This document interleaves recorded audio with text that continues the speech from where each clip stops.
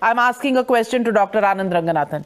Dr. Anand Ranganathan, can you feel the palpable fear in Majid Hydari at the thought of Vivek Agnihotri possibly getting a Padma Shri? That is fear as he knows it. It's not as Sushil Pandit and many other Kashmiri Hindus know it. The fear of whether they will live or not. For those children who saw their mothers being gang raped in front of them, उस fear से इनका कोई लेना देना नहीं है. इनका fear है, what if Vivek Agnihotri gets a Padma Shri? Navika, good evening to you and to my panelists, fellow panelists. I never tire of repeating this factoid about Mr. Majid Hydari, even though it really perturbs him, is that today he is calling himself as a secular Indian. On 7th October 2017, he said, Sharia is higher than the Supreme Court of India. People need to believe in Sharia and not in the Supreme Court. This is a Times Now quote, a tweet of the same Majid Hydari who sits right now and says he's a secular Indian. So let's ignore these people. The topic that we're discussing right now is too important, and I have been literally blown away by the facts narrated by my good friend Sushil Pandit. This was a massacre that was presided over by one of the Abdullah. And it is a fact, Navika, that Hyderabad could so easily have been what Kashmir is today.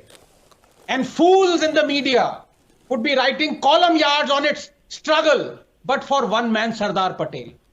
And it is also a fact that Kashmir could so easily have been what Hyderabad is today, but for two men, Nehru and Sheikh Abdullah. They set the board down for the snakes and the ladder game, which their progenies have been playing ever since, making sure Kashmir's bubbling and ever-present communal bigotry, ethnic cleansing, terrorism, and religious fanaticism don't enter the India narrative. And when it comes to one particular dynasty, the Abdullahs, one would be hard-pressed, Navika, to find bigger hypocrites and bigots. Their first allegiance, I'm afraid, is to religion, second to Pakistan, third to China, fourth to dynasty. I don't know where India figures.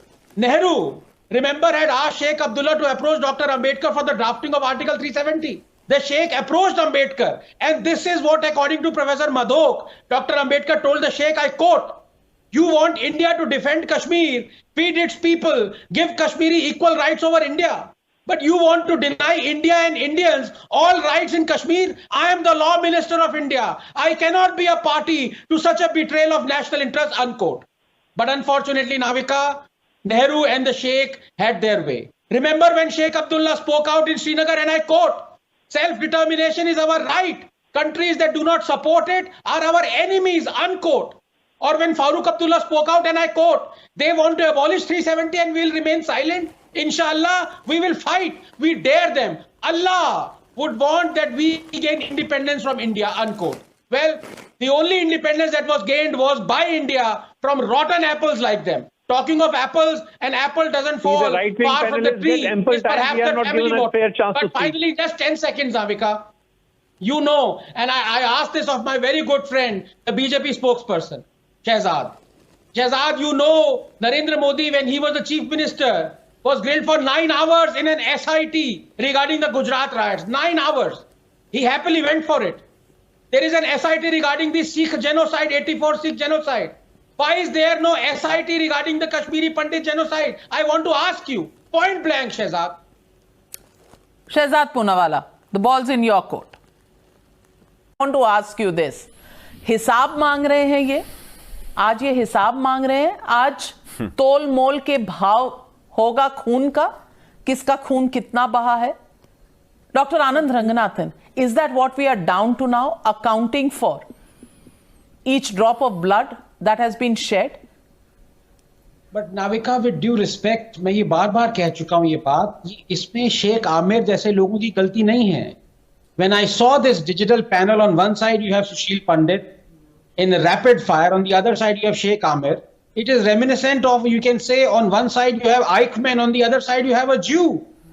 And the Eichmann is saying that, we are not guilty. So who is at fault? As Sushil Pandit says, where is the Nuremberg trial for these people, lock, stock and barrel? These people have the gall to say we are not against Kashmiri Hindus. When for 32 years they've been silent, when you have 7 lakh Kashmiri Hindus being refugees in their own land, इनकी गलती नहीं है नाविका, गलती हमारी है, गलती हमारी सरकारों की है, गलती हमारे पॉलिटिशियंस की है। मैं शेख आमिर को, जो कि अफजल गुरु को, बुरहान वानी को टेररिस्ट नहीं मानते, मैं इनकी बात, मैं इनको क्यों ब्लेम करूं Navika? Why should I blame people like Amir? He doesn't, his terrorists, our terrorists are freedom fighters for this guy. I don't care for his views. I care my only question is, why is my India weak? Why? Why do I have to listen to Shehzad Poonawala, let me get an answer from Shehzad Poonawala. Shehzad Poonawala, actually, there is merit in what Dr. Anand Ranganathan is saying.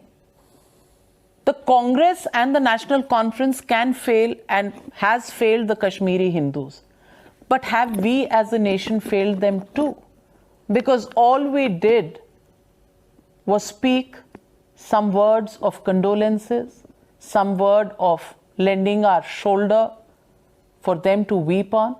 But is that going to be enough? When are we as a nation going